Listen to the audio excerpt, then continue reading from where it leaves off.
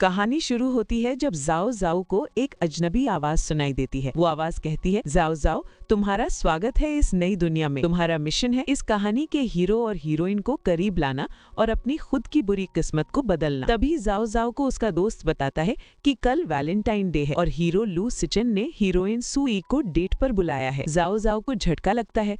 उसे समझ आता है कि वो एक घिसी पिटी रोमांस किताब के अंदर पहुंच गई है, जहां वो एक विलेन यानी बदमाश लड़की का रोल निभा रही थी। वो खुद से कहती है, मैं इतनी अमीर और खूबसूरत हूँ, फिर मैं इस हीरो के पीछे पागल क्यों थी? अगर मेरा पति वेई टिंग मुझे पागल खाने से नहीं बचाता तो मेरा क्या होता? जाओ जाओ एक पार्टी में जाती है। वहाँ हीरोइन सुई उससे टकराती है और बेचारी बनने का नाटक करती है। जाओ जाओ उसे झड़क देती है और कहती है, मुझे मत छुओ, मुझे तुम जैसी ग्रीन टी यानी दिखावा करने वाली लड़कियों से एलर्जी है। तभी वहाँ हीरो लू सिचन आता है। जाओ जाओ उसे ऊपर से नीचे तक देखती है और सोचती है, ये है इस किताब का हीरो।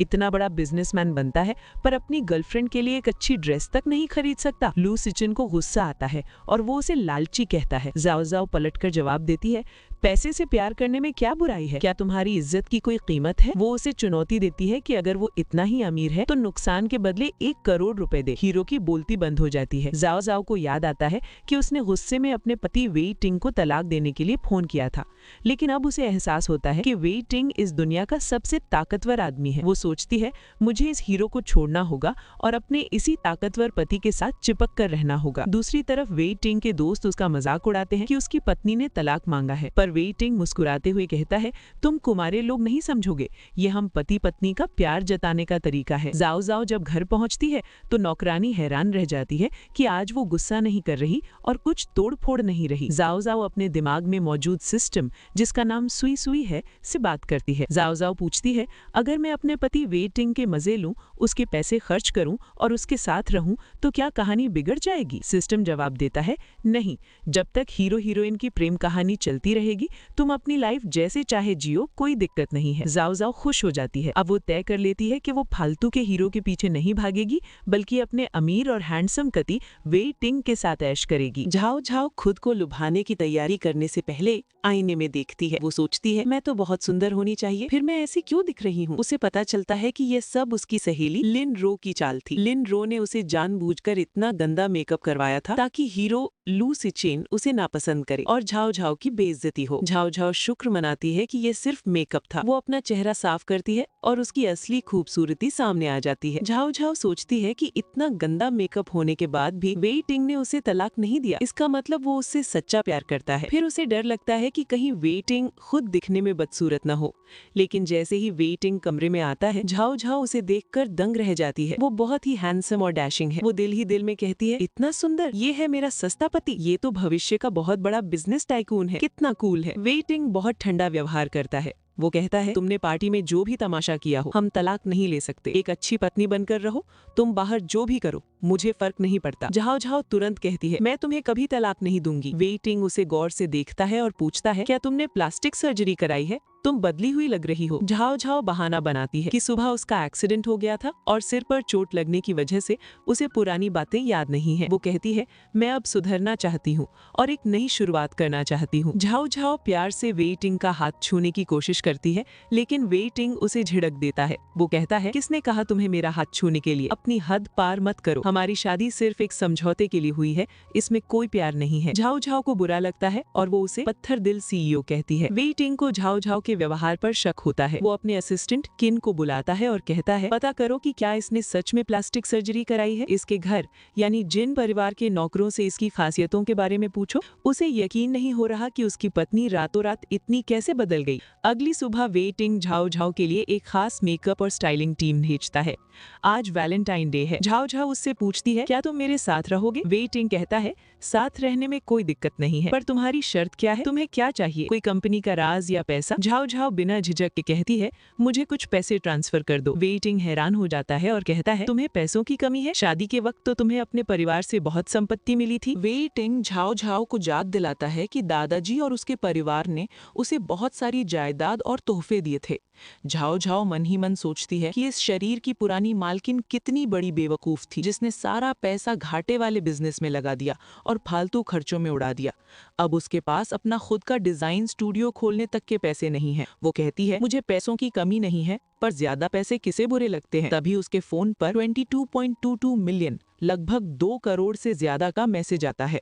वो खुशी से झूम उठती है और कहती है, पतिदेव आप जो कहेंगे मैं वही करूंगी। वे टिंग ने जो मेकअप टीम भेजी थी, उनका असली मकसद झाओ झाओ की जांच करना था। वे टिंग देखना चाहता था कि क्या उसने कोई प्लास्टिक सर्जरी या सर्जरी करवाई है। झाओ झाओ समझ जाती है और कहती है, जब तक पैसा मिल रहा है मैं सब सह लूंगी। मेकअप टीम वे टिंग को बताती है कि झाओ झाओ की फिगर और खूबसूरती पूरी तरह नेचुरल है, कोई सर्जरी नहीं हुई है। झाओ झाओ मजाक में कहती है, चाहो तो चेक कर लो, सब असली है। जब झाओ झाओ सज धज कर बाहर आती है तो वे टिंग उसे देखता रह जाता है। झाओ झाओ सोचती है, नॉर्मल होने पर मेरा पति कितना हैंडसम लगता है, पर ये हमेशा दिल में कुछ और जुबान पर कुछ और ही रखता है। वे टिंग उसे अपनी कार में घुमाने ले जाता है। झाओ झाओ को याद आता है कि कहानी के हिसाब से आज ही के दिन हीरो और हीरोइन का झगड़ा होगा और उसे वहां विलन बनकर जाना है ताकि उनका पैचअप हो सके। वे टिंग उसे नाइटिंगेल केटीवी ले जाता है। वहां झाओ झाओ ने जो कपड़े पहने थे वे टिंग को बहुत छोटे और रिवीलिंग लगते हैं। वो कहता है, जाओ कपड़े बदल कर आओ, ये बहुत छोटे हैं। झाओ झाओ नखरे करती है तो वे टिंग धमकी देता है, अगर नहीं बदला तो अगले महीने का खर्चा नहीं मिलेगा। झाओ झाओ तुरंत मान जाती है और कहती है, पति देव की जय हो, जो आप कहें वही सही। रास्ते में झाओ झाओ अपने पति से पूछती है, क्या आप मुझे बता सकते हैं कि कौन से स्टॉक या शेयर में पैसा लगाने से पक्का डबल मुनाफा होगा। वे टिंग हैरान होता है कि इसे बिजनेस की बातें कैसे समझ आ रही हैं। वो पूछता है, तुमने क्या खरीदा है। झाओ झाओ मजाक में कहती है कि वो पहले से ज्यादा स्मार्ट हो गई है। वे टिंग उसे चिढ़ाते हुए कहता है, अगर तुमने ज्यादा होशियारी दिखाई तो मैं तुम्हें लैब में एक्सपेरिमेंट के लिए भेज दूंगा। झाओ झाओ हंसते हुए उसे गुड बाय बोलकर केटीवी के अंदर चली जाती है। अंदर पहुंचते ही झाओ झाओ देखती है कि हीरोइन सू यी किसी दूसरे लड़के के साथ बैठी है। तभी वहां हीरो लू सिचेन आ जाता है और उसे दूसरे मर्द के साथ देखकर भड़क जाता है। झाओ झाओ बीच में कूद पड़ती है। लू सिचेन उसे पहचान नहीं पाता तो वो कहती है, मैं तुम्हारी माँ भी बन सकती हूँ, यानी तमीज से बात करो। वहां मौजूद लोग झाओ झाओ को बुरा भला कहते हैं। सू यी रोने का नाटक करती है और कहती है, सिचेन मैं तुम्हारे लायक नहीं हूँ, तुम्हारे लिए तो मिस झाओ झाओ ही सही हैं। लू सिचेन झाओ झाओ को चिल्लाकर कहता है, तुम ये सब मेरा ध्यान खींचने के लिए कर रही हो, पर ऐसा कभी नहीं होगा। झाओ झाओ उसे करारा जवाब देती है और कहती है, अपनी औकात देखो और एक खानदानी अमीर परिवार और एक छोटे बिजनेसमैन के बीच का फर्क समझो। केटीवी में ड्रामा और बढ़ जाता है। लू सिचेन को लगता है कि झाओ झाओ उससे शादी करने के लिए मरी जा रही है। वो चिल्लाकर कहता है, मैं तुम्हारे परिवार में कभी घर जमाई बनकर नहीं आऊंगा। झाओ झाओ उसे करारा जवाब देती है, घर जमाई बनने के बजाय तुम्हें महल में नपुंसक यानी यूनक बनकर रहना चाहिए, तुम उसी के लायक हो। वो आगे कहती है कि उसका परिवार गरीबों की मदद नहीं करता। वो लू सिचेन पर पैसे फेंकती है और कहती है कि अपने गंदे कपड़े धोने के लिए ये पैसे रख लो। झाओ झाओ खुश है क्योंकि अब हीरो हीरोइन का रिश्ता और पक्का हो गया है। दूसरी तरफ वे टिंग और उसका असिस्टेंट रेस्टोरेंट की सीसीटीवी फुटेज देख रहे हैं। असिस्टेंट कहता है, शरीर तो झाओ झाओ का ही है, लेकिन लगता है इसके अंदर का इंसान बदल गया है, ये पहले से ज्यादा स्मार्ट हो गई है। वे टिंग का एक दोस्त मजाक में कहता है कि क्या इसे मार देना चाहिए, लेकिन वे टिंग इस गुत्थी को सुलझाना चाहता है कि क्या ये विदेश की कोई नई टेक्नोलॉजी है जिससे इंसान का व्यवहार बदल जाता है। झाओ झाओ अपने पति वे टिंग को फोन करती है, हनी मेरा काम हो गया, मुझे लेने कब आओगे। वे टिंग उसे लेने आता है और बताता है कि कल हमें पुराने पुश्तैनी घर जाना है।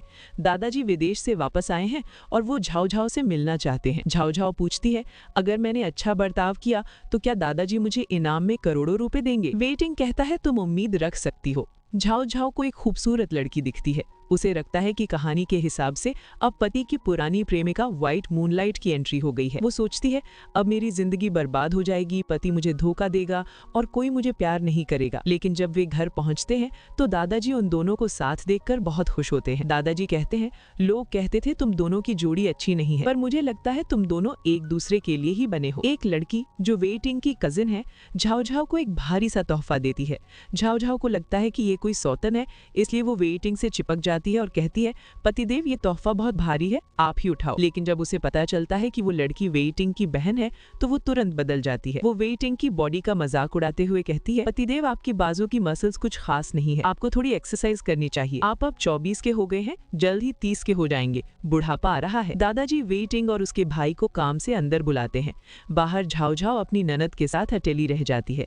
ननद पूछती है, भाभी आपके शौक क्या है? झाओ झाओ धीरे से कहती है, पैसे खर्च करना। ननद उछल पड़ती है और कहती है, अरे हम दोनों की सोच कितनी मिलती है। दोनों हंसने लगती हैं। जब मर्द वापस आते हैं और पूछते हैं कि क्या बातें हो रही हैं, तो झाओ झाओ स्मार्ट बनते हुए कहती है, हम ग्लोबल इकोनॉमी यानी दुनिया की अर्थव्यवस्था पर चर्चा कर रहे थे, असली मतलब तो पैसा उड़ाना ही था। दादाजी झाओ झाओ से बहुत प्रभावित हैं।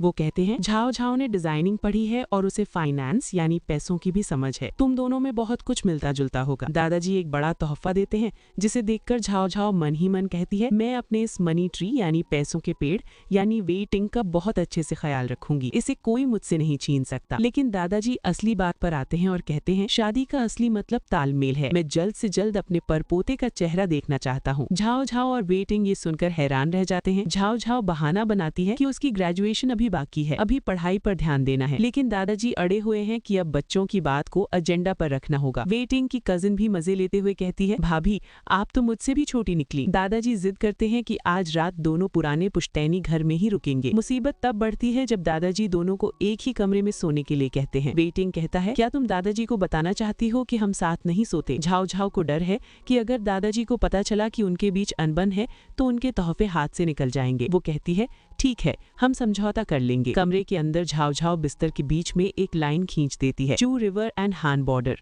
और वेटिंग को दूर रहने को कहती है। झाओ झाओ अपनी किस्मत को कोसती है कि पिछले जन्म में वो एक मशहूर डिजाइनर थी और अब उसे फिर से स्कूल कॉलेज जाना पड़ेगा, एग्जाम देने पड़ेंगे और थीसिस तैयार करनी होगी। वो कहती है, मैं ग्रेजुएशन के बाद 2 साल तक बच्चा पैदा नहीं करूंगी। वेटिंग उसे जमीन पर सोने को कहता है। झाओ झाओ चिढ़कर लाइट बंद कर देती है और वेटिंग को कोसते हुए सो जाती है कि इसमें बिल्कुल भी मर्दानगी नहीं है जो एक लड़की को जमीन पर सुला रहा है। आधी रात को झाओ झाओ को एक परछाई दिखती है। वो डर कर चिल्लाती है, भूत। पर वो उसके पिता होते हैं। उसके पिता उससे एक पुरानी डील के बारे में पूछते हैं जिसका जवाब उसने अभी तक नहीं दिया था। झाओ झाओ फिर से एक्सीडेंट और याददाश्त जाने का बहाना बनाती है क्योंकि उसे नहीं पता कि पिछली झाओ झाओ ने अपने पिता से क्या वादा किया था। उसके पिता कहते हैं, ठीक है चोट लगी है तो आराम करो, हम बाद में बात करेंगे। जब पिता चले जाते हैं तो झाओ झाओ चैन की सांस लेती है। वो सोचती है, ये वेई परिवार और मेरा खुद का परिवार किसी सांपों की गुफा से कम नहीं है। हर कोई मुझ पर शक कर रहा है और हर कोई मेरा फायदा उठाना चाहता है। क्या वेटिंग भी मेरे साथ कोई डबल गेम खेल रहा है?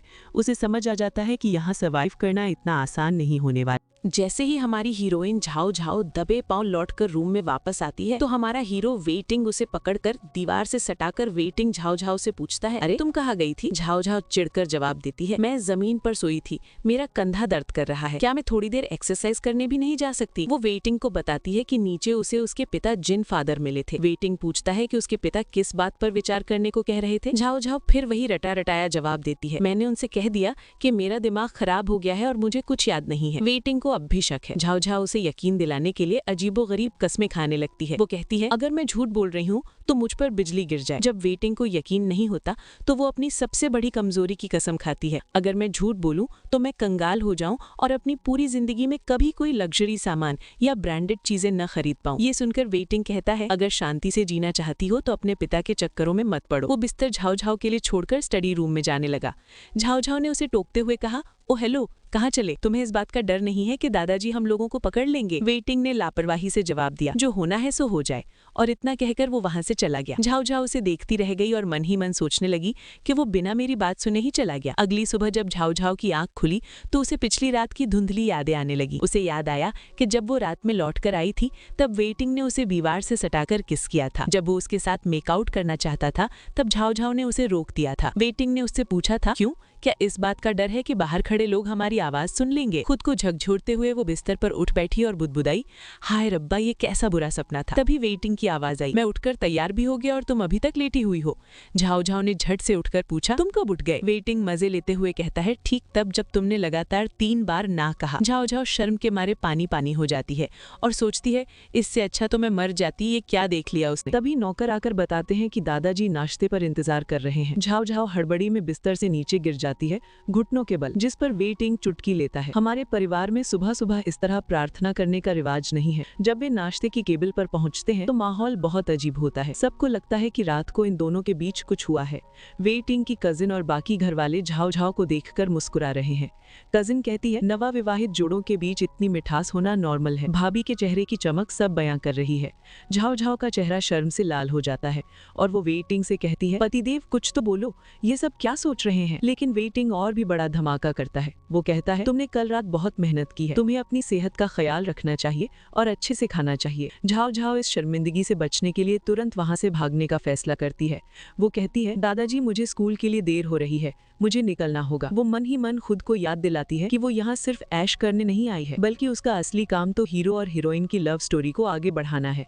वो खुद को रोमांस बढ़ाने वाली एम्बेसडर कहती है और वहाँ से निकल जाती है। वेटिंग मजाक में पूछता है, क्या सूरज पश्चिम से निकला है जो तुम स्कूल जा रही हो? झाव झाव उसे मुद्दखन लगाते हुए कहती है, पतिदेव आप बस और पैसे कमाइए, मैं तो बस एक मेहनती स्टूडेंट हूँ। वेटिंग झाव झाव को अपनी कार से छोड़ने की पेशकश करता है, पर झाव झाव मना कर देती है क्योंकि वो स्कूल में ज्यादा दिखावा नहीं चाहती। लेकिन वेटिंग को उस पर शक है, इसलिए वो अपने असिस्टेंट किन से कहता है, उस पर नजर रखो और उसे प्रोटेक्ट करो। असिस्टेंट किन मन ही मन सोचता है कि वेटिंग जैसा सख्त आदमी भी अब झाव झाव जैसी प्यारी लड़की के चक्कर में पड़ गया है। झाव झाव जब कॉलेज पहुंचती है तो एक बेहद महंगी लिमिटेड एडिशन कार में आती है। सब छात्र हैरान रह जाते हैं। हीरोइन सू यी और उसकी सहेली भी कार को देख रही होती हैं। सहेली को लगता है कि शायद ये कार हीरो लू सिचेन की है, पर सू यी कहती है, नहीं, लू सिचेन अभी इतनी महंगी कार नहीं खरीद सकता। झाव झाव कार से उतरती है और सोचती है, विलन की एंट्री तो ऐसी ही शानदार होनी चाहिए। झाव झाव को बिना मेकअप के देखकर कोई पहचान नहीं पाता। सब लड़के उसकी खूबसूरती की तारीफ करने लगते हैं। जब झाव झाव सू यी के पास पहुंचती है तो सू यी डर जाती है। वो कहती है, मिस जिन, मुझे पता है आप लू सिचेन को पसंद करती हैं, पर हमारा कोई रिश्ता नहीं है, मुझे परेशान करना छोड़ दीजिए। झाव झाव मन ही मन हंसती है कि हीरोइन खुद ही विलन वाला ड्रामा शुरू कर रही है। कहानी के हिसाब से जैसे ही झाव झाव और सू यी आमने सामने आती हैं, हीरो लू सिचेन वहां पहुंच जाता है। वो सू यी को बचाने का नाटक करता है और झाव झाव पर चिल्लाता है, अब सू यी को परेशान करना बंद करो, मैं तुमसे कभी प्यार नहीं करूंगा। झाव झाव खुश हो जाती है कि चलो इन दोनों का प्यार फिर से जाग गया। लू सिचेन कहता है, मैं अब तुम्हें पेकिंग यूनिवर्सिटी में नहीं रहने दूंगा। तभी लू सिचेन झाव झाव की खूबसूरती देखकर पिघल जाता है। वो अपनी बात बदलते हुए कहता है, तुम अब इतनी सुंदर कैसे हो गई? अगर तुम चाहो तो मैं तुम्हें अपनी गर्लफ्रेंड बनाने के बारे में सोच सकता हूँ। झाव झाव को घिन आती है और वो उसे दूर धकेलते हुए कहती है, मुझसे दूर रहो, मैं एक शादीशुदा औरत हूँ। वो मन ही मन लू सिचेन को गंदा इंसान कहती है क्योंकि वो हर सुंदर लड़की पर डोरे डालता है। कॉलेज खत्म होने के बाद झाव झाव राहत की सांस लेती है। उसे लू सिचेन की हरकतों से बहुत चिढ़ होती है और उसे अपने सस्ते पति वेटिंग की याद आने लगती है। वो सोचती है, जल्दी से वेटिंग के पास चलती हूँ, वही मुझे इस मुसीबत से बचा सकता है। पता नहीं वो अभी क्या कर रहा होगा। झाओ झाओ अपने पति वेटिंग को मैसेज करती है कि वो बहुत खतरे में है और उसे सांत्वना की जरूरत है। तभी उसके सामने उसकी पुरानी सहेली लिन राव आती है। लिन राव वही लड़की है जिसने झाओ झाओ का बुरा मेकअप करवाया था। वो कहती है, झाओ झाओ, क्या तुम अपनी सबसे भरोसेमंद दोस्त को भूल गई? क्या अब तुम्हें लू सिचेन को हासिल नहीं करना? झाओ झाओ उसे झिड़क देती है और कहती है, मेरे पति ने मुझे बेवकूफों के साथ खेलने से मना किया है। लिन राव उसे याद दिलाती है कि वे बेस्ट फ्रेंड्स हैं, लेकिन झाओ झाओ को अब उसकी असलियत पता है। झाओ झाओ कहती है, अगर तुम मेरी बेस्ट फ्रेंड हो तो मेरे पुराने 50 लाख रुपए वापस कर दो, कैश दोगी या कार्ड से? लिन राव की बोलती बंद हो जाती है और वो बहाने बनाने लगती है। झाओ झाओ समझ जाती है कि ये सिर्फ उसका इस्तेमाल कर रही थी। वेटिंग का परिवार झाओ झाओ पर नजर रख रहा है। अचानक कुछ लोग झाओ झाओ को जबरदस्ती ले जाने लगते हैं। झाओ झाओ डर के मारे वेटिंग को वॉइस मैसेज भेजती है, पतिदेव,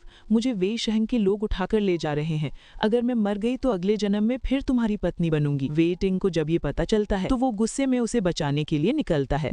झाओ झाओ को उसके पिता मिस्टर झाओ के पास लाया जाता है। झाओ झाओ के मन में गहरा डर है कि इस परिवार की औरतों की मौत रहस्यमयी तरीके से जल्दी हो जाती है और उसे डर है कि कहीं अगला नंबर उसका तो नहीं। मिस्टर झाओ अपनी बेटी से सहानुभूति दिखाने के बजाय उसे वेटिंग की जासूसी करने का आदेश देते हैं। वे वादा करते हैं कि अगर वो वेटिंग की खबरें उन्हें देगी तो वे उसे मुंह मांगा पैसा देंगे। इतना ही नहीं, वे उसे लू सिचेन से मिलवाने का लालच भी देते हैं। जिसे वो पसंद करती है। झाओ झाओ अपने पिता की फितरत से वाकिफ है। वो मन ही मन उन्हें पुराना नाग कहती है। वो तुरंत समझ जाती है कि उसका अपना पिता ही उसके और उसके पति वे टिंग के बीच दरार पैदा करने की साजिश रच रहा है। बातों के दौरान मिस्टर झाओ झाओ झाओ को चाय पीने के लिए मजबूर करते हैं। झाओ झाओ का हाथ कांपने लगता है क्योंकि उसे डर है कि उसके पिता ने चाय में जहर मिलाया हो सकता है। तभी वे टिंग वहाँ अचानक पहुँच जाता है। मिस्टर झाओ उस पर तंज कसते हुए अपनी बेटी से कहते हैं, क्या तुम्हें वाकई लगता है कि वे टिंग तुम्हें अपनी पत्नी मानता भी है? तुम उसके लिए सिर्फ एक मोहरा हो। वे टिंग कमरे में कदम रखते ही गरजता है, पति पत्नी का रिश्ता क्या होता है और उसकी गरिमा क्या है,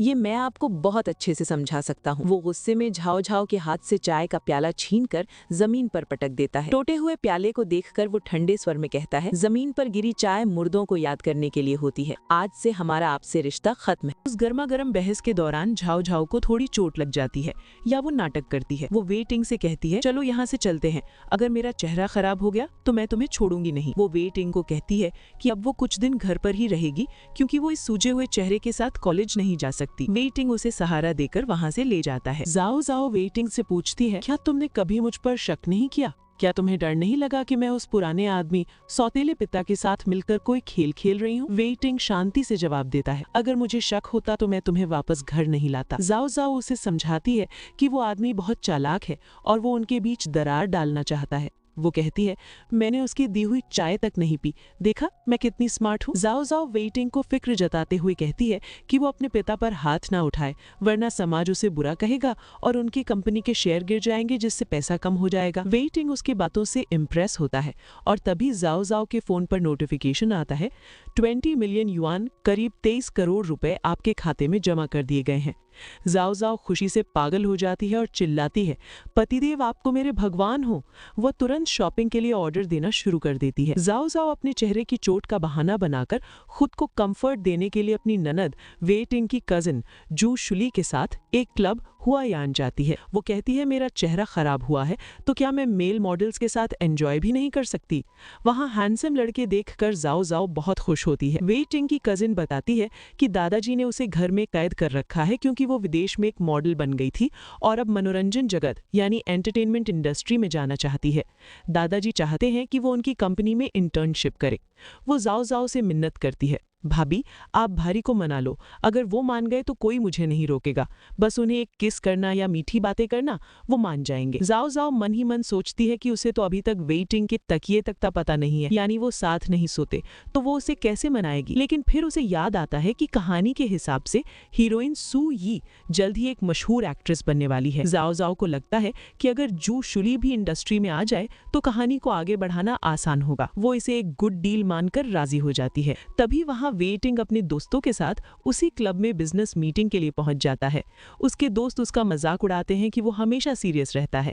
वे टिंग वहां का माहौल देख रहा होता है, तभी उसे खबर मिलती है कि उसकी पत्नी वहां क्या गुल खिला रही है। जाओ जाओ को रंगे हाथों पकड़ने वाला है। क्लब के बाहर वे टिंग के दोस्त मजे ले रहे हैं कि अंदर क्या चल रहा होगा। वे टिंग अंदर पहुंचता है और देखता है कि झाओ झाओ और उसकी कजिन शूली वहां मेल मॉडल्स के साथ बैठी हैं। वे टिंग को देखकर शूली के हाथ पांव फूल जाते हैं। वो तुरंत अपनी टीम को धोखा दे देती है और कहती है, भाई ये सब भाभी का प्लान था, उन्होंने ही मुझे बुलाया। झाओ झाओ बहाना बनाती है, मेरा चेहरा दर्द कर रहा था तो मैं बस रिलैक्स करने आई थी। वे टिंग के दोस्त झाओ झाओ का मजाक उड़ाते हैं। झाओ झाओ अपनी जान बचाने के लिए एक सफेद झूठ बोलती है, हम यहाँ कुछ गलत नहीं कर रहे थे, हम तो बस गोमुकू खेल रहे थे। वे टिंग के दोस्त हंसने लगते हैं, एक बार में कोई गोमुकू खेलता है, ये बच्चों का स्कूल नहीं है। वहाँ वे टिंग का एक सनकी दोस्त चैंगवांग भी है, जिससे झाओ झाओ डरती है क्योंकि किताब में उसने झाओ झाओ को मारने की कोशिश की थी। जब चैंगवांग झाओ झाओ पर चिल्लाता है तो झाओ झाओ डरने की बजाय वे टिंग पर चढ़ जाती है। वो कहती है, जब मेरे पति ने कुछ नहीं कहा तो तुम कौन होते हो बोलने वाले। वो वे टिंग के गले लग जाती है और कहती है,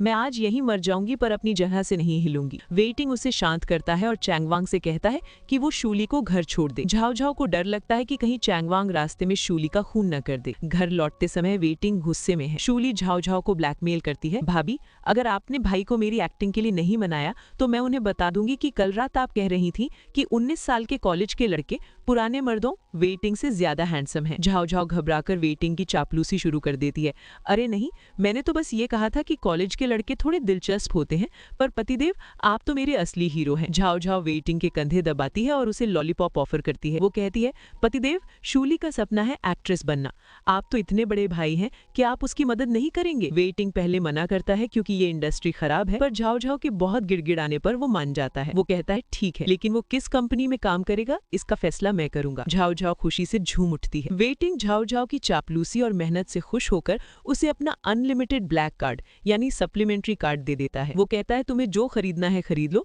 इसकी कोई लिमिट नहीं है। झाओ झाओ चिल्लाती है, पतिदेव आप सच में भगवान हैं। अगर किसी ने आपके पर काटने की कोशिश की तो मैं उसका स्वर्ग उजाड़ दूंगी। वेटिंग उसे चुप कराता है और पूछता है कि क्या उसे किसी खास कंपनी में काम करना है तो वो उसकी मदद कर सकता है। वेटिंग झाओ झाओ से पूछता है कि क्या उसे नौकरी के लिए किसी सिफारिश या कनेक्शंस की जरूरत है। झाओ झाओ मना कर देती है और कहती है कि वो अपनी मेहनत से लग्जरी गुड्स अप्रेजर बनेगी। तभी उसे पता चलता है कि ननद शू ली ने डॉन एंटरटेनमेंट साइन कर लिया है। ये वही कंपनी है जहाँ हीरोइन सू यी काम करती है और जिसे कैंपस की व्हाइट मूनलाइट कहा जाता है। झाओ झाओ खुश है क्योंकि अब कहानी पर नजर रखना आसान होगा। वेटिंग पूछता है कि वो उसकी कंपनी वाइस में क्यों नहीं आती। झाओ झाओ बहाना बनाती है कि अगर वो वहाँ गई तो लोग कहेंगे कि वो अपनी खूबसूरती का इस्तेमाल करके फायदा उठा रही है और इससे वेटिंग की बदनामी होगी। वो कहती है हमारी शादी की बात अभी गुप्त ही रहने दो। वेटिंग और झाओ झाओ एक पार्टी में जाते हैं। वहाँ झाओ झाओ को पता चलता है कि सू यी हीरोइन और उसकी सहेली एक ही फिल्म क्रू में है। सहेली बताती है कि सुई सेट पर बहुत रोती है क्योंकि उसका बॉयफ्रेंड लू सिचेन उसे किसी के साथ किसिंग सीन नहीं करने देता। झाओ झाओ लू सिचेन की जलन पर हंसती है और कहती है अगली बार मैं सेट पर जाकर उसे सबक सिखाऊंगी। पार्टी में झाओ झाओ जोश में आकर बहुत ज्यादा शराब पी लेती है। वो कहती है मेरी कैपेसिटी बहुत ज्यादा है, लेकिन जल्द ही उसे नशा चढ़ जाता है और वो वॉशरूम की तरफ भागती है। वेटिंग उसके पीछे जाता है। तभी सिस्टम सुई सुई उसे एक टास्क देता है, लू सिचेन और सू यी से बचो, वो यहीं पास में है। झाओ झाओ घबरा जाती है क्योंकि लू सिचेन और सू यी वॉशरूम के पास रोमांस कर रहे होते हैं। झाओ झाओ वेटिंग को पकड़कर एक कोने में छिप जाती है। वेटिंग पूछता है हम छुप क्यों रहे हैं। झाओ झाओ मन ही मन कहती है अगर मैं पकड़ी गई तो सिस्टम मेरी 36D ब्रा साइज कम कर देगा, मैं ये रिस्क नहीं ले सकती। वेटिंग हैरान है कि झाओ झाओ उसे इतना कसकर क्यों पकड़े हुए है। तभी वहाँ एक और लड़की आती है जो वेटिंग को लुभाने की कोशिश करती है, पर वेटिंग उसे घास नहीं डालता। जब लू सिचेन और सू यी वहाँ से चले जाते हैं तब झाओ झाओ चैन की सांस लेती है। नशे में वेटिंग को कैरी करने के लिए कहती है। वो बहकी बहकी बातें करती है। वेटिंग तुम्हारी बॉडी किसी मेल मॉडल से कम नहीं है, अगर तुम्हारी नौकरी चली जाए तो तुम मॉडल बन जाना। वो उसे ये भी बताती है कि पीरियड्स के दौरान उसकी बॉडी में क्या बदलाव आ रहे हैं। वेटिंग उसे संभालते हुए कमरे तक लाता है और कहता है चुपचाप सो जाओ, पर झाओ झाओ नशे में टस से मस नहीं होती। वो अपनी धुन में बड़बड़ा रही है और वेटिंग को परेशान कर रही है। वेटिंग बेचारा ये सोचकर परेशान है कि ये लड़की दिन पर दिन कितनी अजीब होती जा रही। झाओ झाओ को रात की कुछ बातें याद आने लगती हैं। नशे में उसने वेटिंग से कहा था लू सिचिन और सुई बाथरूम में जो कर रहे थे क्या तुम वो ट्राई नहीं करना चाहते। वेटिंग गुस्से में उसे याद दिलाता है मैं लू सिचिन नहीं हूँ और ना ही उसका कोई रिप्लेसमेंट हूँ। झाओ झाओ नशे में वेटिंग को लात मारती है और उसे घिनौना कहती है, लेकिन फिर प्यार से कहती है मुझे पता है तुम वेटिंग हो मेरे पति। अगली सुबह वेटिंग झाओ झाओ को नाश्ते के लिए बुलाता है। झाओ झाओ वेटिंग की गर्दन पर एक निशान हिकी देखती है और भड़क जाती है। ये क्या है, क्या तुम रात को किसी और के पास गए थे। वेटिंग शांति से कहता है जरा याद करो कल रात नशे में कौन पागल हो रहा था। झाओ झाओ को धीरे धीरे याद आता है कि वो निशान किसी और ने नहीं बल्कि खुद उसने ही काटा था। वो शर्मिंदा होकर पूछती है क्या मैंने कुछ और भी किया। वेटिंग उसे चिढ़ाते हुए कहता है अगर तुम ज्यादा सोचोगी तो मैं तुम्हें संन्यास लेने के लिए किसी मठ मोनेस्ट्री में भेज दूंगा। झाओ झाओ अपनी ननद शूली के लिए बहुत सारी स्क्रिप्ट्स और गिफ्ट्स लेकर फिल्म सेट पर पहुंचती है। शूली खुश होकर कहती है भाभी आप बहुत अच्छी हो, I love you. Zhao Zhao हंसकर कहती है मुझसे प्यार मत करो, ये सब तुम्हारे भाई के कार्ड से खरीदा गया है। तभी झाओ झाओ वहाँ का माहौल देखती है। सेट बहुत बड़ा है जहाँ सभी मुख्य कलाकार आराम कर रहे हैं। तभी झाओ झाओ को लू सिचिन और सुई के झगड़ने की आवाज आती है। सुई फिल्म में 3rd फीमेल लीड है और उसके कुछ इंटीमेट सीन्स होने वाले हैं। लू सिचिन जाल भूनकर खाक हो रहा है और पुरानी सोच वाले राजा की तरह व्यवहार कर रहा है। वो कहता है तुम सिर्फ मेरी हो, तुम्हें धूप में काम करने की जरूरत नहीं है। झाओ झाओ मन ही मन हंसती है, क्या मुगल काल अभी खत्म नहीं हुआ। अगर इतना ही दुख है तो खुद की कंपनी खोलकर अपनी गर्लफ्रेंड को साइन कर लो। अचानक सुई की तबीयत खराब होने का नाटक शुरू हो जाता है। वो कहती है मुझे बहुत बुरा लग रहा है। लू सिचिन चिल्लाता है कि सुई को ग्रीन टी से एलर्जी है और किसी ने उसे वही पिला दी है। झाओ झाओ सिस्टम से पूछती है क्या ये अजीब बात नहीं है कि इसे ग्रीन टी से एलर्जी है। सिस्टम कहता है डिटेल्स पर ध्यान मत दो, बस मिशन पूरा करो। लू सिचिन गुस्से में पूछता है कि ये ग्रीन टी यहाँ कौन लाया। झाओ झाओ बड़े ठाट से सामने आती है और कहती है मैंने खरीदी है। लू सिचिन उसे देखकर हैरान रह जाता है। झाओ झाओ कहती है, मैं इतनी देर से यहाँ एक जिंदा जागता इंसान बनकर बैठी हूँ, क्या तुम लोगों को अब तक दिखाई नहीं दी? लू सिचिन और झाओ झाओ के बीच अब जबरदस्त बहस होने वाली है। फिल्म सेट पर लू सिचेन भड़का हुआ है कि सू ही को ग्रीन टी से एलर्जी है। झाओ झाओ निडर होकर कहती है, हाँ मैंने ही मंगवाई थी, मैंने तो सबसे पूछा था कि किसी को एलर्जी है क्या, पर सू ये तो पीने के लिए मरी जा रही थी, अब इसमें मेरी क्या गलती? लू सिचेन चिल्लाता है कि सू यी को आम से भी एलर्जी है। झाओ झाओ मजे लेते हुए कहती है, अरे मैंने तो सटीक वही चीजें डाली जिनसे इसे एलर्जी है, ये तो इसकी किस्मत है। लू सिचेन झाओ झाओ को बेशर्म कहता है और धमकी देता है कि अगर सू यी को कुछ हुआ तो वो उसे नहीं छोड़ेगा। वो कहता है, मैं तुम्हारे जैसी घटिया लड़की को कभी पसंद नहीं करूंगा। झाओ झाओ की ननद शू ली लू सिचेन को औकात याद दिलाते हुए कहती है, भाई तुम मेरे भाई वे टिंग की उंगली के बराबर भी नहीं हो, इतना कॉन्फिडेंस कहाँ से लाते हो? झाओ झाओ खुद का मजाक उड़ाते हुए कहती है, शायद जन्म के वक्त मेरा दिमाग गायब था जो मैं इसके पीछे पागल थी। झाओ झाओ के पिता का फोन आता है, वो उसे और वे टिंग को खाने पर बुलाते हैं। झाओ झाओ घर जाकर वे टिंग को मक्खन लगाती है। पतिदेव, कल पापा ने हमें खाने पर बुलाया है, क्या आप चलेंगे? वे टिंग मना कर देता है कि उसके पास काम है। झाओ झाओ घबराती है क्योंकि उसे अपने मायके के बारे में कुछ याद नहीं है। वो वे टिंग से पूछती है कि क्या वो अपने माँ बाप के करीब है? वे टिंग कहता है, मैं सिर्फ तुम्हारे भाई के करीब हूँ, बाकी किसी को नहीं जानता। झाओ झाओ अकेले ही अपने पिता के घर पहुंचती है। वहां उसे पता चलता है कि उसकी माँ की मौत बहुत पहले हो चुकी थी। तभी वहां लू सिचेन और सू यी आ धमकते हैं। झाओ झाओ के पिता बताते हैं कि पिछले दिनों जब वो गिरे थे तो सू यी ने उनकी मदद की थी, इसलिए उन्होंने सू यी को अपनी गॉड डॉटर यानी धर्मपुत्री मान लिया है। झाओ झाओ हैरान रह जाती है, किताब में तो लिखा था कि सू यी को किसी रहस्यमय अमीर आदमी ने गोद लिया है, पर वो मेरे पिता निकलेंगे ये नहीं सोचा था। सू यी हीरोइन अब अमीर बाप की बेटी बन गई है। वो नाटक करते हुए कहती है कि ग्रेजुएशन के बाद वे टिंग की कंपनी वी सिटी में वाइस में काम करना चाहती है। झाओ झाओ के पिता सू यी की तारीफ करते हैं और झाओ झाओ को नीचा दिखाते हैं कि वो अपनी पहचान का गलत फायदा ना उठाए। लू सिचेन तंज कसता है, क्या तुम्हारे पति को पता है कि तुम क्या कर रही हो? झाओ झाओ को गुस्सा आता है कि उसके पिता एक बाहरी लड़की नौकरानी की बेटी का साथ दे रहे हैं। वो सू यी को चाय पीने से रोक देती है और कहती है, जब तबीयत ठीक ना हो तो चाय नहीं पीनी चाहिए। पिता उसे डांटते हैं कि वो ड्रामा ना करे। झाओ झाओ समझ जाती है कि सू यी ने उसके पिता को अपनी मासूमियत के जाल में फंसा लिया है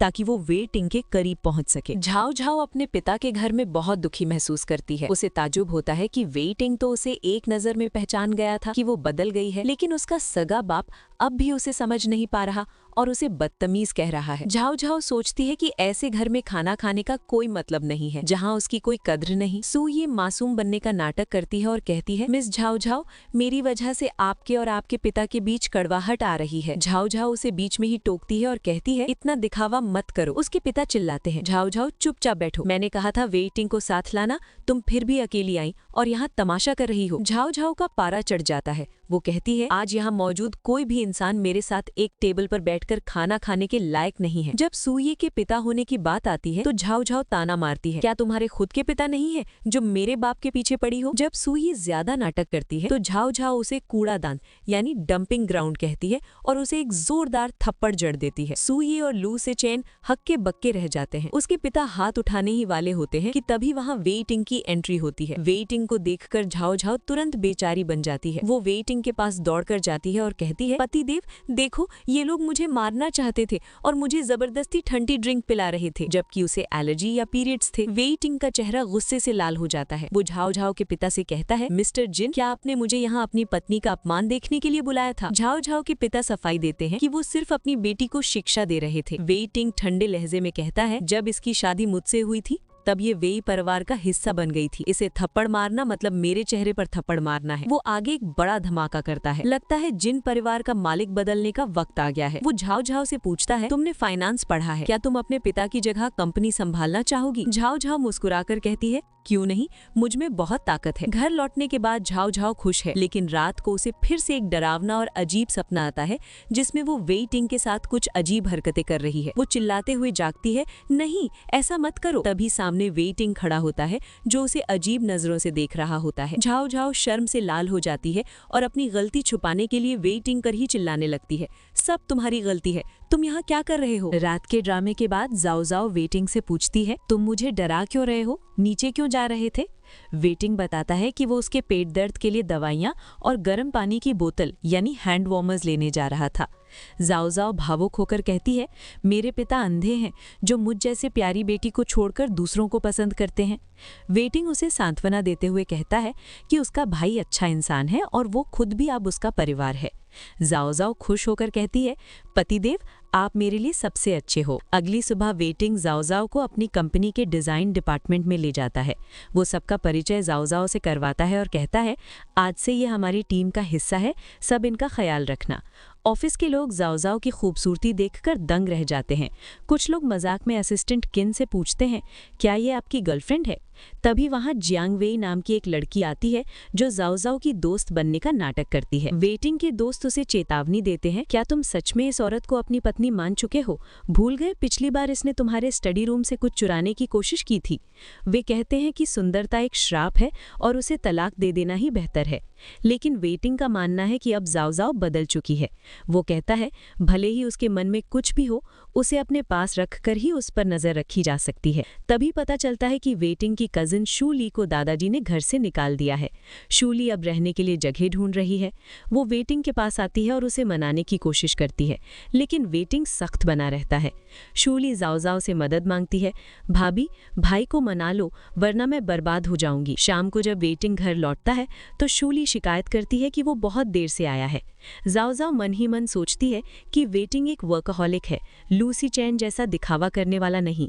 शूली कहती है कि इतनी मेहनत के बाद भी उसे बीजिंग में घर खरीदने लायक सैलरी नहीं मिलती।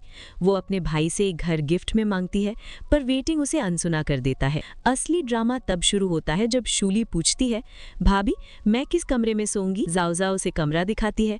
फिर शूली पूछती है, और आप दोनों कहाँ सोएंगे? जाओ जाओ घबरा जाती है और वेटिंग से कहती है, तुम अपने कमरे में सोओगे। वेटिंग उसे याद दिलाता है कि अगर दादाजी को पता चला कि हम अलग अलग कमरों में सोते हैं तो बहुत बड़ी मुसीबत खड़ी हो जाएगी। शूली को भी शक होने लगता है कि इन दोनों के बीच कुछ गड़बड़ है। शूली के घर आने की वजह से अब झाओ झाओ और वेटिंग को एक ही कमरे में सोना पड़ रहा है। झाओ झाओ साफ मना कर देती है, मैं अब जमीन पर नहीं सोऊंगी, इस किंग साइज बेड पर मेरा भी हक है। वेटिंग रॉब झाड़ते हुए कहता है, पूरा तान गार्डन मेरी प्रॉपर्टी है। झाओ झाओ स्मार्टली जवाब देती है, कानूनन ये मैरिटल प्रॉपर्टी है, यानी इस पर हम दोनों का आधा आधा हक है। वेटिंग मान जाता है, लेकिन वो 3 नियम रखने की शर्त रखता है। झाओ झाओ अपने नियम बताती है, पहला, तुम मुझे आधी रात को लात मारकर बिस्तर से नीचे नहीं गिराओगे। दूसरा, अगर तुम्हारे शरीर से किसी दूसरी औरत की खुशबू आई तो तुम बिस्तर पर पैर भी नहीं रखोगे। वेटिंग अपना तीसरा और सबसे अहम नियम बताता है, तुम सोते वक्त मेरा फायदा नहीं उठाओगी और मेरे साथ कोई गंदी हरकत यानी नॉटी थिंग्स नहीं करोगी। झाओ झाओ मन ही मन सोचती है, इतना हैंडसम पति है,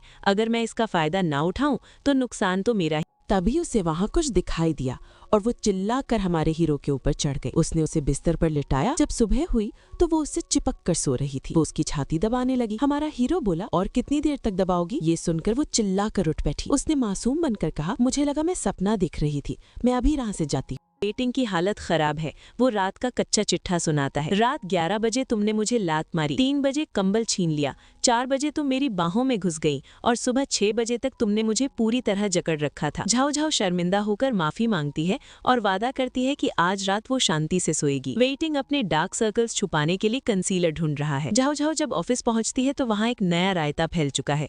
ऑफिस की एक लड़की उससे कहती है, ये असिस्टेंट किन का सामान है, उन्हें दे दो, आखिर वो तुम्हारे बॉयफ्रेंड जो है। झाओ झाओ हक्का बक्का रह जाती है। उसे पता चलता है कि पूरे ऑफिस में खबर फैल गई है कि उसका और असिस्टेंट किन का चक्कर चल रहा है। वो चिल्लाकर कहती है, किन का चक्कर किसी और से है, हम सिर्फ दोस्त हैं। वेटिंग को जब इस अफवाह का पता चलता है तो वो तुरंत एक्शन लेता है। वो असिस्टेंट किन से कहता है कि कंपनी के ग्रुप चैट में इस बात को साफ करे। वो अपना शेड्यूल कैंसिल कर देता है और झाओ झाओ को ऊपर अपने केबिन में खाने के लिए बुलाता है। झाओ झाओ वेटिंग का मूड ठीक करने के लिए उसके पास जाती है और कहती है, सुना है आप उदास हैं, क्या आपकी बीवी आपके सिर की मालिश कर दे? वेटिंग उसे दूर हटाता है, पर झाओ झाओ हार नहीं मानती। वो साफ करती है कि उसका और किन का कोई रिश्ता नहीं है। वेटिंग उसे गहराई से देखता है, जैसे वो उसके दिल की बात पढ़ना चाह रहा हो। झाओ झाओ कसम खाने लगती है कि उसका और किन का कोई चक्कर नहीं है, लेकिन वेटिंग उसे चुप करा देता है। झाओ झाओ मन ही मन चिल्लाती है, मुझे कसम खाने की जरूरत नहीं है, क्योंकि कल रात तुमने मुझे जबरदस्ती किस किया था। उसे लगता है कि वेटिंग पुश्तैनी रूप से जलन यानी जेलसी करने वाला इंसान है। वेटिंग उसे लंच के लिए बुलाता है,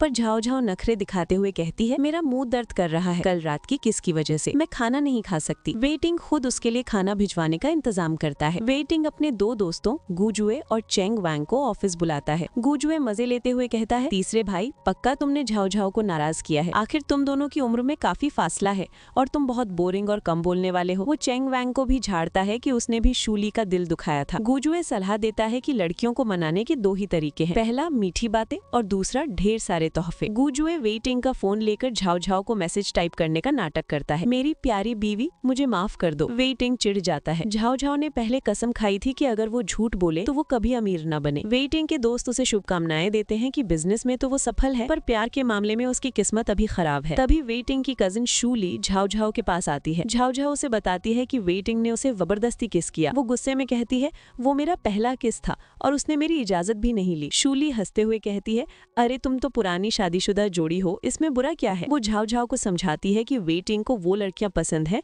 जो नखरे करती हैं और उसे एक्टिंग करना अच्छा लगता है। वेटिंग शाम को ऑफिस डिनर के लिए झाओ झाओ को बुलाता है, पर झाओ झाओ काम का बहाना बनाकर मना कर देती है। तभी शूली उसे लालच देती है, अरे वहाँ वो नया 20 साल का हैंडसम आइडल भी आ रहा है जिसे तुम पसंद करती हो। ये सुनते ही झाओ झाओ अपना डिजाइन का काम छोड़ देती है और कहती है, चलो काम तो कल भी हो जाएगा, पार्टी मिस नहीं करनी चाहिए। पार्टी में झाओ झाओ की मुलाकात हैंडसम और जवान लड़कों से होती है। वे उसे दीदी कहकर बुलाते हैं और उसकी खूबसूरती की तारीफ करते हैं। झाओ झाओ पूरी तरह मजे में है और ड्रिंक्स एंजॉय कर रही है। वो भूल जाती है कि उसके पति वेटिंग की नजर भी उसी पार्टी पर हो सकती है। वो उन लड़कों के साथ काफी घुल मिल जाती है। पार्टी में झाओ झाओ पानी पीने की कोशिश करती है, लेकिन लोग उसे जबरदस्ती शराब पिलाने लगते हैं। तभी वहाँ मौजूद कुछ जलने वाली लड़कियां ताना मारती हैं, इस नए लड़के की किस्मत कितनी अच्छी है कि बॉस ने खुद इसके लिए बेस्ट एजेंट चुना है। हम जैसे लोगों ने तो आज तक बॉस की शक्ल भी नहीं देखी। वे मजाक उड़ाते हैं कि क्या बॉस कोई तोंद वाला बूढ़ा आदमी या बियर बेली है। पार्टी में ली नाम की एक लड़की झाओ झाओ को अपमानित करते हुए कहती है, तुम तो अपने शरीर का इस्तेमाल करके ऊपर चढ़ी हो। झाओ झाओ उसे एक जोरदार थप्पड़ मारती है। वो चिल्लाती है, अगर तुम नशे में नहीं हो तो मैं तुम्हें और पिलाऊंगी। झाओ झाओ कहती है कि ये घटिया शराब उसके लायक नहीं है। वो 2 लाख की रोमानी कॉन्टी की बोतलें मंगाने की बात करती है और कहती है, जब तक तुम्हारी जुबान बंद नहीं होती पीती रहो। झाओ झाओ मस्ती में वेटिंग के कार्ड से धड़ाधड़ पेमेंट कर रही है। तभी वेटिंग के पास 8 लाख का मैसेज पहुंचता है। वो हैरान है कि वो क्या कर रही है। वो सोचता है कि 8 लाख में तो 100 मेल मॉडल्स आ जाए। वेटिंग ठीक उसी वक्त पार्टी में कमरा नंबर 502 पहुंच जाता है। झाओ झाओ उसे देखते ही शिकायत करती है, हनी तुम सही वक्त पर आए, इसने मुझे परेशान किया, इसे सबक सिखाओ। वेटिंग मामला संभालता है और उस लड़की को वहाँ से जाने के लिए कहता है। झाओ झाओ का बैग वहीं छूट जाता है जिसे वो नया लड़का लाकर देता है। वेटिंग उसे गुस्से में देखता है। झाओ झाओ नखरे दिखाते हुए कहती है, अगर तुम मुझ पर चिल्लाओगे तो मैं घर नहीं जाऊंगी। वेटिंग का दोस्त गुजुए मजे लेते हुए कहता है, तीसरे भाई मैं ये बर्दाश्त नहीं कर सकता, तुम अपनी पत्नी को डांट या मार नहीं सकते। गुजुए और शूली वहाँ से खिसक जाते हैं ताकि पति पत्नी अकेले में बात कर सके। रास्ते में वेटिंग अपनी गलती मानता है। वो कहता है, मुझे बिना पूछे तुम्हें किस नहीं करना चाहिए था, उसके लिए मैं माफी मांगता हूँ। वो झाओ झाओ को एक कीमती तोहफा देता है और उसे उसके जन्मदिन की याद दिलाता है। झाओ झाओ भाव खाते हुए कहती है, ठीक है, पर ये तुम्हारे बर्ताव पर निर्भर करता है। आखिर लड़की का पहला किस बहुत कीमती होता है। मन ही मन वो सोचती है कि फायदा तो उसका ही हुआ है। जब वे घर पहुंचते हैं तो झाओ झाओ को लगता है कि वेटिंग अब अपने कमरे में सोएगा। वो चिढ़कर पूछती है, जब हमारे बीच इतनी अनबन है तो तुम अभी भी मेरे कमरे में क्यों सो रहे हो।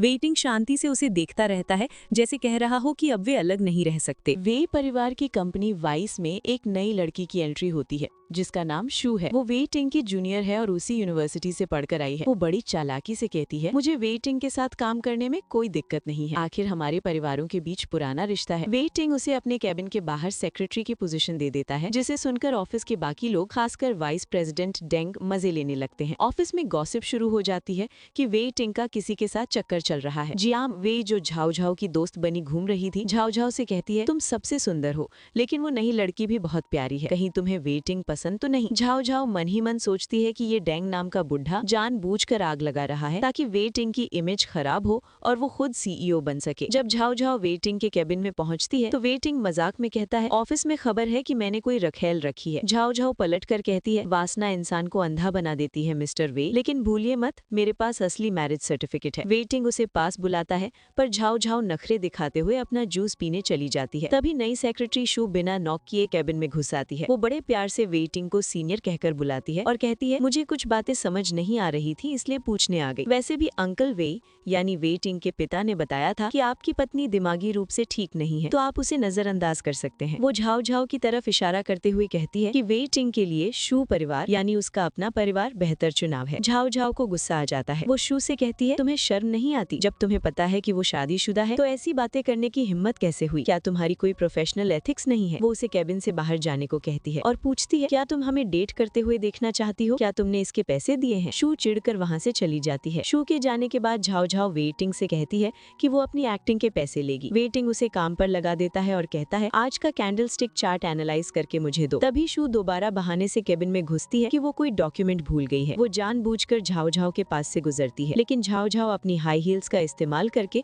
उसे ऐसा मजा चखाती है कि शू गिरते गिरते बचती है। झाओ झाओ मासूमियत से कहती है ओह आई एम सॉरी, मैं भूल गई थी कि मैंने भी हाई हील्स पहनी है। वो शू को घर जाकर आराम करने की सलाह देती है। ऑफिस से बाहर निकलते वक्त झाओ झाओ सेक्रेटरी शू को अपनी औकात याद दिलाती है। वो कहती है मिस शू संभल कर, मेरा सरनेम जिन है, राजधानी में जाकर पूछ लो कि जिन परिवार वालों से पंगा लेने का क्या अंजाम होता है। इसके बाद झाओ झाओ को पेट में दर्द महसूस होता है तो वो क्लास छोड़कर चेकअप के लिए अस्पताल चली जाती है। अस्पताल में झाओ झाओ की मुलाकात वेटिंग की कजिन शूली से होती है। शूली झाओ झाओ को गायनेकोलॉजी विभाग में देखकर दंग रह जाती है। वो तुरंत वेटिंग को फोन घुमा देती है, भाई आपकी पत्नी प्रेग्नेंट है, वो अभी अस्पताल में है। वेटिंग ये सुनकर हक्का बक्का रह जाता है। जब झाओ झाओ डॉक्टर से मिलती है तो पता चलता है कि वो प्रेग्नेंट नहीं है। डॉक्टर कहती है तुम्हारी नींद पूरी नहीं हो रही और तुम कम कपड़े पहनकर ठंड में घूम रही हो, इसलिए पेट में सूजन इन्फ्लेमेशन है। झाओ झाओ चिढ़कर शूली से कहती है जब हमारी कोई सेक्स लाइफ ही नहीं है तो मैं प्रेग्नेंट कैसे हो सकती हूँ? शूली हैरान होकर पूछती है तो क्या तुम और भाई प्योर लव वाला चक्कर चला रहे हो? वेटिंग को पता चलता है कि ये सिर्फ एक गलतफहमी थी। वो झाओ झाओ को समझाता है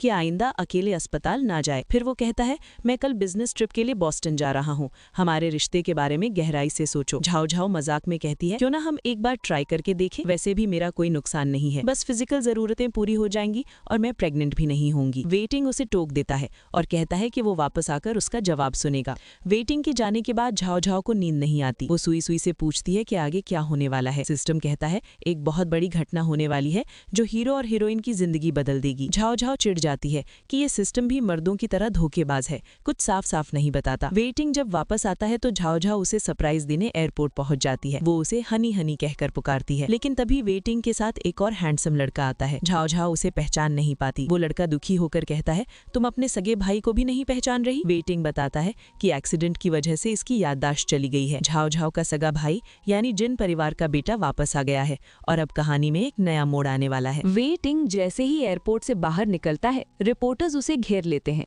सब एक ही सवाल पूछ रहे हैं, क्या आपकी शादी होने वाली है? क्या शू परिवार के साथ आपका गठबंधन तय है? वेटिंग साफ साफ शब्दों में मीडिया के सामने ऐलान कर देता है मेरा शू परिवार के साथ कोई मैरिज अलायंस नहीं होने वाला है। खबर में सिर्फ यही एक लाइन छपनी चाहिए।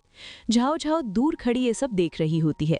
ऑफिस पहुंचकर सेक्रेटरी शू फिर से वेटिंग के करीब आने की कोशिश करती है और झाओ झाओ को नीचा दिखाती है। वो वेटिंग से कहती है मैं तुम्हारी हर काम में मदद कर सकती हूँ। वेटिंग उसे करारा जवाब देता है मैं अपनी लीगल वाइफ के साथ हूं और मुझे किसी और की जरूरत नहीं है।